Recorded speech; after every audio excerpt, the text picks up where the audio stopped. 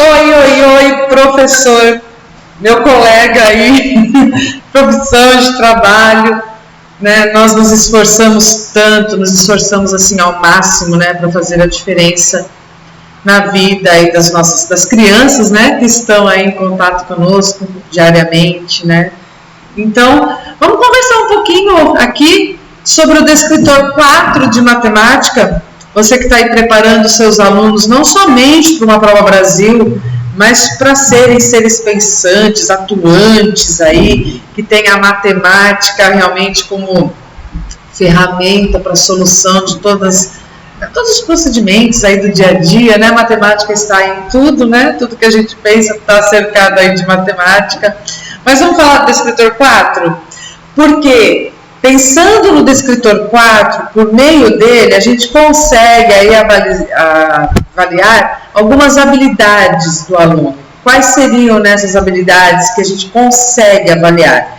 A gente consegue, assim, podemos avaliar, né, através dessa habilidade, do aluno perceber conceitualmente as diferenças entre os quadriláteros, reconhecer aí as características próprias dos quadriláteros principais, que quais são eles, né, gente? Os principais, os trapézios, os paralelogramos, os losangos, os retângulos e, óbvio, os quadrados em si, né? E tudo isso por meio das figuras.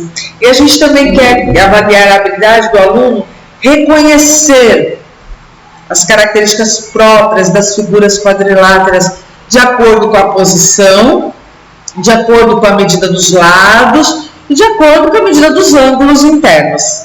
Certinho? Então, vamos começar aqui essa conversinha sobre aí o descritor 4. Vem comigo. Então, o que o descritor 4 fala para nós sobre a questão, né, o descritor aí sobre a questão dos quadriláteros? Então, primeiro, o descritor 4, ele é identificar quadriláteros observando as posições relativas entre seus lados, paralelos, concorrentes, perpendiculares. Bom, pessoal, só retomando o conhecimento que nós professores devemos ter aí sobre quadriláteros, ok? Deixa eu até voltar aqui nessa imagem aqui primeiro. Olha só, primeiro, eles são polígonos, né? Eles possuem 4 lados, sendo assim, né, gente, os quadriláteros, eles herdam todas as características e propriedades dos polígonos, como o fato de possuírem apenas 2 diagonais, ou de a soma dos ângulos internos sempre serem 360 graus. Então, os elementos de um quadrilátero, quais são eles? Então, nós temos os lados, né, que são os segmentos aí de reta que contornam o quadrilátero. Aos vértices, que são os pontos de encontro entre 2 lados. Nós temos os ângulos internos, que são os ângulos aí determinados por 2 lados consecutivos de um quadrilátero. Se temos os internos, nós temos os ângulos externos, né, que são ângulos formados aí pelo prolongamento do lado de um polígono. E um ângulo externo, gente, sempre ele é suplementar ao ângulo interno adjacente a ele, tá? Nós temos também as diagonais. As diagonais, elas são segmentos de reta, né, cujas extremidades são 2 vértices não consecutivos aí do polígono. Então, dessa maneira, são os segmentos de reta que ligam 2 vértices e que, ao mesmo tempo, não são lados, tá bom? E a gente também tem a informação que um quadrilátero, ele é convexo quando ele está completamente em um dos semiplanos formados aí pela reta que resulta do prolongamento de um dos seus lados. Beleza? Bom, os quadriláteros, eles podem ser classificados aí de acordo com a posição relativa entre os seus lados. Então, assim, aqueles que possuem lados opostos paralelos, eles são chamados de paralelogramos. Os quadriláteros aí que possuem um par de lados opostos paralelos e outro não, eles são chamados de trapézios. E a terceira classe dos quadriláteros contém aqueles que não possuem paralelismo algum entre os lados, tipo os paralelogramos, tá? Os paralelogramos, eles possuem uma característica a mais que os quadriláteros, que é o fato de possuírem lados opostos paralelos. E isso, gente, acarreta uma série de propriedades pertencentes somente a eles, tá? Existe uma classificação para os paralelogramos em retângulos, losangos, quadrados ou nenhum deles, tá? Então, vamos ver aqui. Retângulo. Os retângulos, eles são paralelogramos cujos ângulos internos são retos. Daí, né, gente, o nome de retângulo para eles. Tá, ó, são retos. Certinho? Eles possuem também todas as características dos paralelogramos e uma propriedade específica, que as diagonais de um retângulo são congruentes, tá? Aqui nós temos as diagonais, elas são congruentes. Bom, os losangos são paralelogramos que possuem todos os lados congruentes. O que é isso, gente? São paralelogramos equiláteros. A propriedade específica é que as diagonais de um losango, elas são perpendiculares, tá? Vamos lá. Os quadrados. Os quadrados são losangos e retângulos simultaneamente, tá? Porque a gente consegue aqui dividir, vira o retângulo e se a gente, né, ó, dois retângulos. Nossa, que linda! Tô ótima no desenho. E simultaneamente, tá? Estão vendo que é simultâneo? Por isso, todos os ângulos retos e todos os lados congruentes. E a propriedade específica do quadrado é que as diagonais do quadrado, elas são perpendiculares e também são congruentes. Bom, agora, diferentemente dos paralelogramos, nós temos os trapézios e eles possuem apenas um par de lados paralelos, tá bom? E esses lados são chamados de base. Nós temos a base superior e nós temos a base inferior, tá bom? Os trapézios que possuem os outros dois lados, que não são bases congruentes, eles são chamados de isósceles.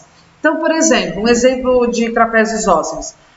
Quais são as propriedades dele? Os ângulos da base e as diagonais, gente, são congruentes, tá bom? E os trapézios possuem as mesmas características e propriedades dos quadriláteros, uma vez que não são paralelogramos. Então, vamos ver algumas sugestões para melhor desenvolver essa habilidade. Primeiro, né, gente, por meio da observação e da comparação, a gente sabe que as crianças começam a discernir as características de uma figura e a usar as propriedades delas para conceituar classes de formas. Então, por conta disso, é muito importante que você, professor, incentive seus alunos a desenhar e a construir os diferentes quadriláteros e a comparar as suas características, constatando aí as propriedades comuns ou específicas. Por exemplo, análise, debate entre pares e reflexão é aqui muito importante, porque por meio de figuras, ele deve ser capaz de reconhecer as características próprias dos quadriláteros e perceber que um quadrilátero satisfaz aí as definições do retângulo e do losango, que um paralelogramo satisfaz as definições, por exemplo, do trapézio, e que tanto o losango quanto o retângulo satisfazem, então, a definição do paralelogramo, né? Então, pela visualização, a criança, o aluno consegue identificar ainda as definições dos respectivos quadriláteros. E essa habilidade, gente, ela é avaliada por meio do quê? De situações problema contextualizadas, né? nos quais aí o aluno seja capaz de identificar as características próprias das figuras quadriláteras de acordo com a posição aí dos lados, que, né, podem ser lados paralelos, podem ser lados perpendiculares e concorrentes. Então, olha só, vamos aí verificar um item relacionado a esse descritor. Então, olha aqui, ó, questão bem simples para aqueles alunos que trabalharam a geometria na escola. Então, vamos ver, ó. A face superior das peças de um jogo de dominó tem formato de um quadrilátero. Observe o exemplo. Então, nós temos aqui, ó, formato. Qual quadrilátero que melhor caracteriza a face superior da peça de um jogo de dominó? É um trapézio, gente? Não é, né? É um quadrado? Perceba, olha a figura toda. Não é um quadrado, é um retângulo? Sim. Uma questão muito simples se a geometria foi realmente trabalhada aí na sala de aula. Olha esse aqui, ó. O Uno, ele é um jogo de cartas muito utilizado por jovens e adolescentes.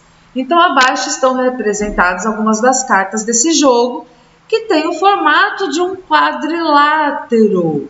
Peraí, o quadrilátero que melhor caracteriza as cartas do jogo é o trapézio? Não, né, gente? É o quadrado, é o retângulo? Sim, é o retângulo. Aqui, novamente, ó, nós temos o retângulo apresentado. É uma questão bem fácil, ok?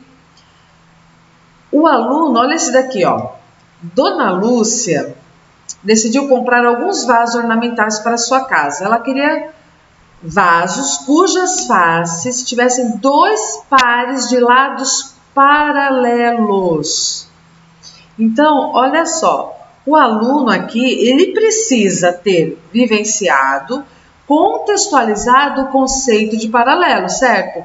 Então, pelas opções apresentadas, a resposta correta só pode ser a alternativa aí 3, né? 3 e 4, porque apresentam os lados paralelos. O que é isso?